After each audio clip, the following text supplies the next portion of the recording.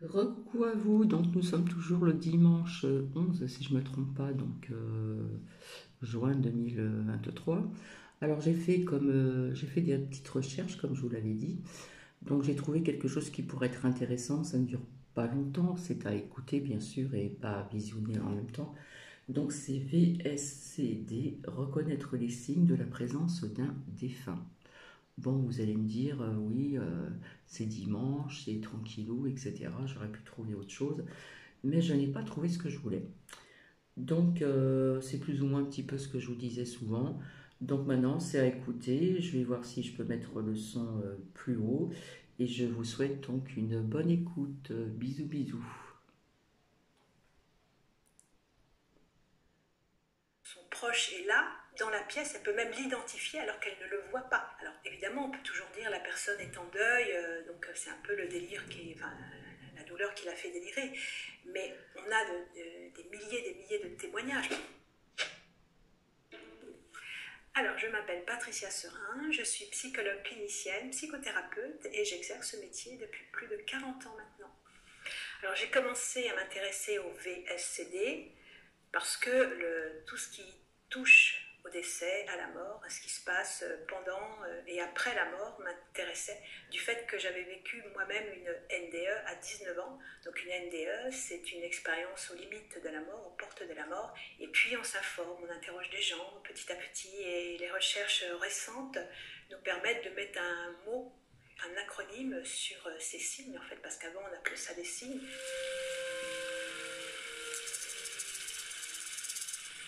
Cet acronyme veut dire vécu subjectif de contact avec un défunt.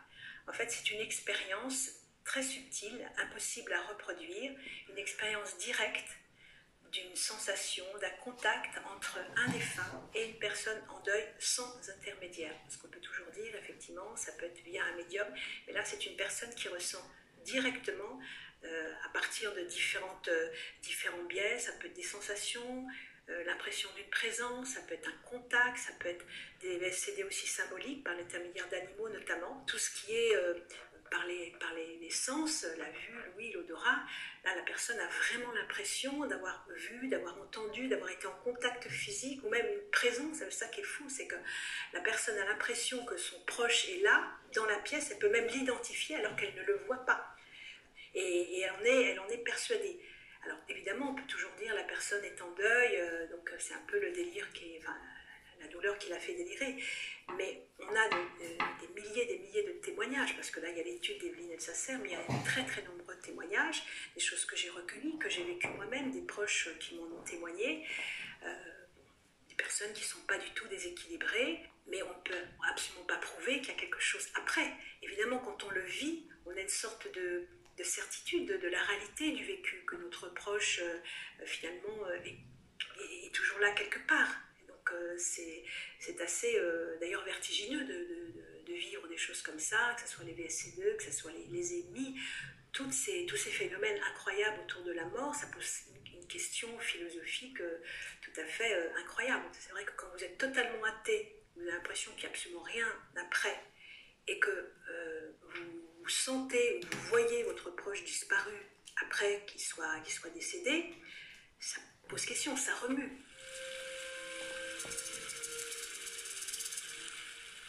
Alors, les VSCD interviennent généralement entre quelques jours, quelques semaines, quelques mois, maximum 1 ou 2 ans après un deuil. Il y a une exception, c'est ce qu'on appelle les VSCD de protection.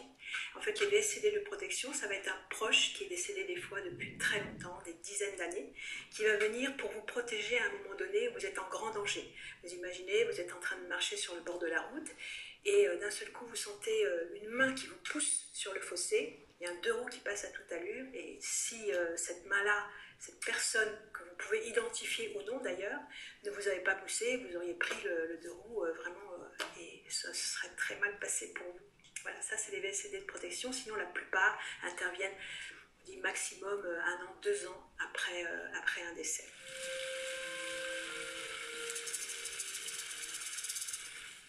Alors, pour répondre à votre question, est-ce qu'un défunt aurait besoin, aurait envie de se manifester?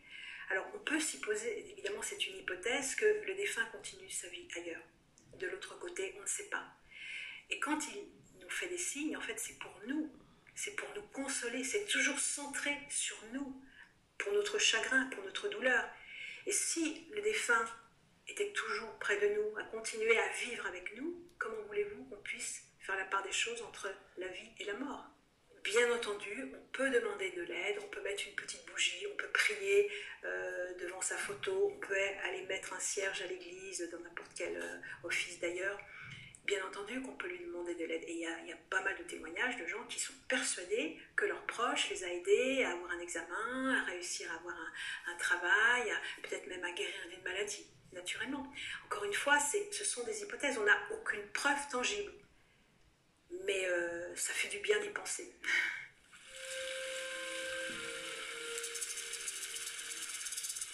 Alors malheureusement, en effet, c'est pas parce que vous avez très envie de recevoir un signe que vous avez perdu quelqu'un de très très proche, un conjoint. D'ailleurs, 50% des conjoints, des veufs ou veuves reçoivent des signes. C'est énorme. Beaucoup moins d'enfants, malheureusement, parce que je pense que c'est une des pires choses qui puissent arriver au monde, c'est de perdre son enfant. Et c'est pas parce qu'on va aimer, qu'on est désespéré, qu'on attend un signe, qu'on le demande, qu'on l'a. Donc il n'y a pas véritablement de lien d'amour avec le fait qu'on puisse ou pas recevoir un signe, malgré qu'on en ait vraiment besoin et envie.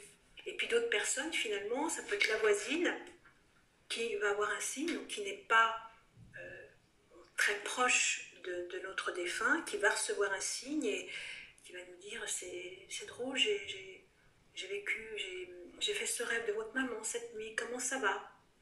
Et la maman en question est décédée. C'est très mystérieux tout ça.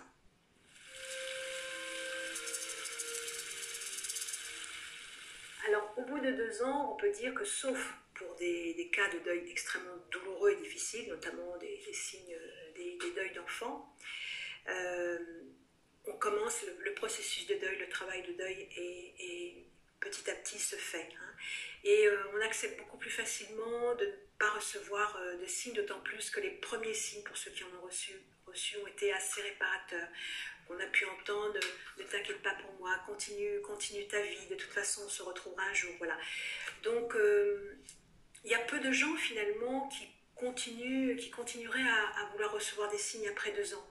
Alors évidemment on peut attendre quelque chose, mais le travail de deuil qui se fait permet d'intérioriser, d'intégrer ce lien qui ne meurt jamais, permet de ne plus être en attente sur des signes extérieurs. Parce que sinon, ou alors des personnes qui vont voir des médiums, on ne peut pas faire ce deuil, on ne peut pas faire ce travail, ce processus correctement si on est toujours dans l'attente du deuil. La personne, au bout d'un moment, elle vit à l'intérieur de nous, elle est avec nous, on a intériorisé cette présence d'amour, et en fait, on fait le deuil des signes qu'on pourrait recevoir.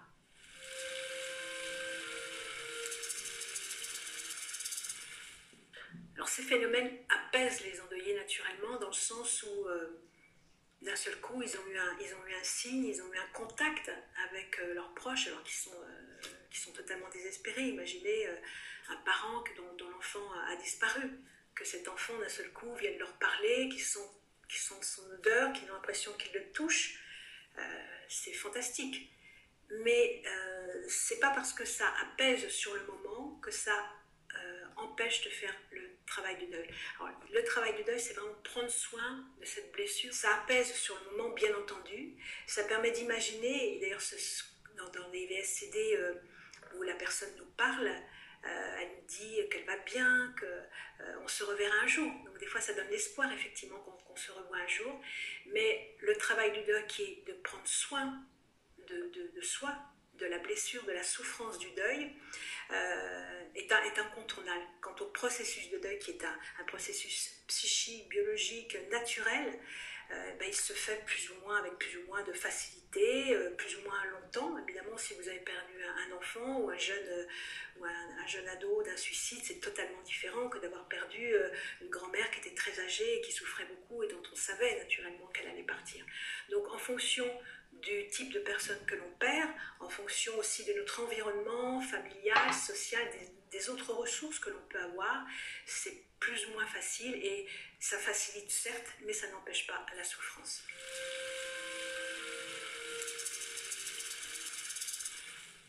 j'ai reçu quelques enfants qui ont vécu, qui m'ont parlé de certaines expériences, mais ce n'était pas le motif de consultation. Notamment, je vous donne un exemple, un petit garçon que sa maman veuve, parce qu'il avait perdu son papa à 7 ans, me demandait d'accompagner parce qu'il avait des difficultés scolaires, et il avait du mal à se concentrer, il avait une dizaine d'années à l'époque. Et en discutant, le faisant parler de son papa, il m'a dit, mais moi je sais que de toute façon mon papa il est toujours là. Sa maman était très croyante, hein, et aussi elle m'avait dit que de toute façon elle était persuadée que son mari l'aidait dans l'éducation de leur fils unique, ce qui est assez difficile.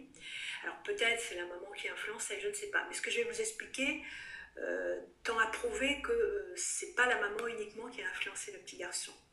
Il m'a dit le jour dans l'église où on a fait la cérémonie, j'étais à côté de ma maman sur un banc, et sur un banc là, juste à côté, il y a un monsieur qui s'est retourné, qui m'a souri, qui a mis le doigt sur la bouche, et c'était mon papa.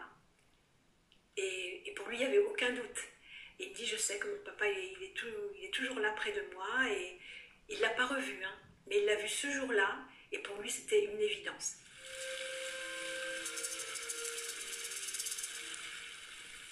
Lorsqu'un parent me contacte parce qu'il est très inquiet du fait que son enfant dit qu'il voit sa grand-mère au pied de son lit, je reçois effectivement les parents avec l'enfant, je laisse l'enfant s'expliquer, et l'idée c'est pour les personnes qui sont complètement loin de la spiritualité, de l'idée qu'il puisse y avoir des signes, je leur explique qu'un certain nombre de personnes, enfants, adultes, adolescents, vivent ce genre de choses et que ça n'a rien à voir avec une pathologie mentale. Au mieux, je peux dire aux parents que l'enfant a beaucoup d'imagination, qu'il repense à sa grand-mère par exemple, et qu'il a énormément d'intuition. Parce qu'il y a des parents qui sont très hermétiques, je ne peux absolument pas leur expliquer ce que sont les VSCD. Je leur dis simplement que ça arrive après des deuils et que ce sont des personnes, enfants comme adultes, qui n'ont rien du tout de déséquilibré ou de malade. Il faut simplement ne pas remettre en question, accompagner l'enfant, le laisser vivre aussi son deuil. Et c'est une façon pour l'enfant, lorsqu'il vit des choses comme ça, de pouvoir vivre son deuil plus facilement. Chez les enfants, c'est beaucoup plus réparateur rapidement d'avoir ce genre de signes que les adultes. Surtout les tout petits, évidemment, il n'y a plus le câlin de maman, mais en même temps, surtout si la maman continue à veiller sur eux et à venir, il y a quelque chose d'évident qu'ils vivent de façon vraiment beaucoup moins douloureuse qu'un adulte qui a perdu un proche.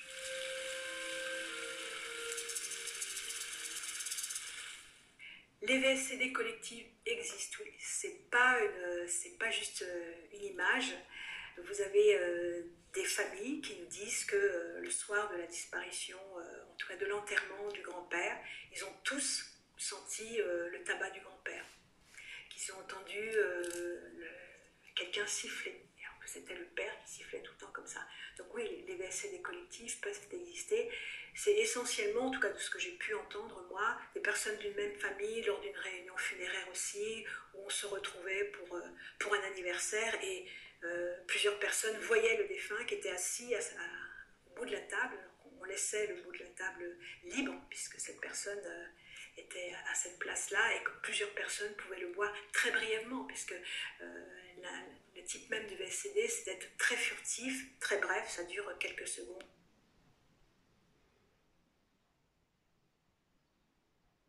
Une minute grand maximum.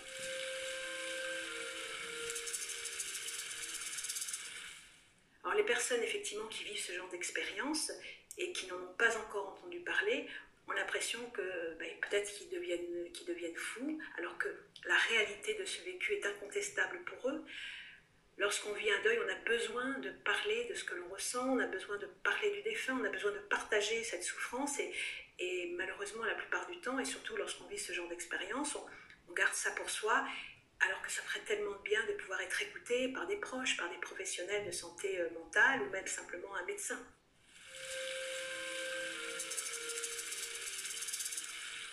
C'est toujours important d'écouter avec beaucoup de bienveillance, sans a priori, sans juger, sans mettre nos propres valeurs, nos propres idées. Quand quand on écoute une personne qui est en deuil, quand on écoute une personne qui nous parle de son défunt, de ce qu'elle peut vivre, des signes, donc les VSCD en l'occurrence. De ne pas être dans ce discours « non, c'est pas possible, ça n'existe pas ». Parce que sinon la personne du coup est coupée dans son besoin naturel de pouvoir partager quelque chose qui lui tient à cœur. Et Désolée, ça bug, hein.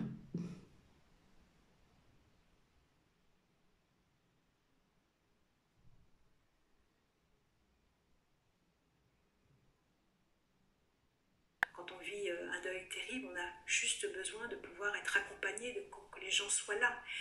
En même temps, un autre message, c'est que on est dans une société où on n'accompagne plus très longtemps les gens en deuil.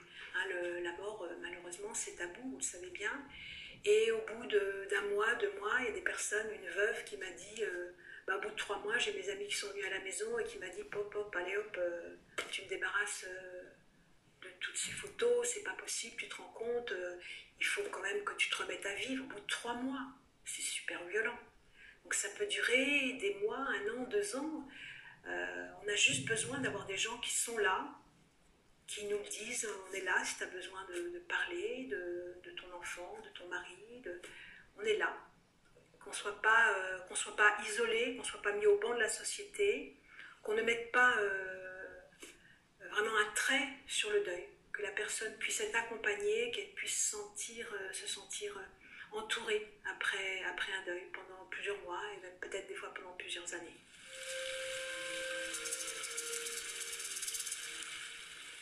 Je pense que mes confrères, psy, médecins, commencent tout doucement à s'ouvrir, tout simplement parce que l'on en parle de plus en plus. Vous avez des reportages, vous avez des vidéos, vous avez des articles, vous avez des livres. Donc on peut imaginer que d'abord les patients, les gens en parlent à leurs médecins, aux professionnels de santé, et eux-mêmes vont se renseigner si eux-mêmes n'ont pas été très touchés ou ne sont pas sensibles à ce genre de thématiques. Et je pense que c'est vraiment très important qu'on soit tous sensibilisés, qu'on sache que ça existe pour pouvoir accompagner aussi les gens et ne pas pathologiser a priori leur discours. C'est une bonne façon de les accompagner dans une souffrance, dans un deuil.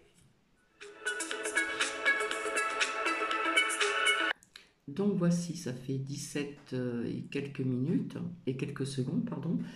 Donc j'espère que cela vous a plu, même si ça parle de deuil. Mais bon, je pense que c'était très intéressant de vous le faire partager. Ça pourrait peut-être aider certaines personnes qui vont peut-être écouter ce partage que je vais mettre assez rapidement. Donc VSCD, reconnaître les signes de la présence d'un défunt. J'ai trouvé ça très bien, j'ai trouvé cette personne très, très humaine et très douce, etc. Donc, j'espère que ça vous a plu. En attendant, écoutez, je vous souhaite encore un très bon dimanche et je vous fais des bisous et je vous dis à très bientôt. Bisous, bisous.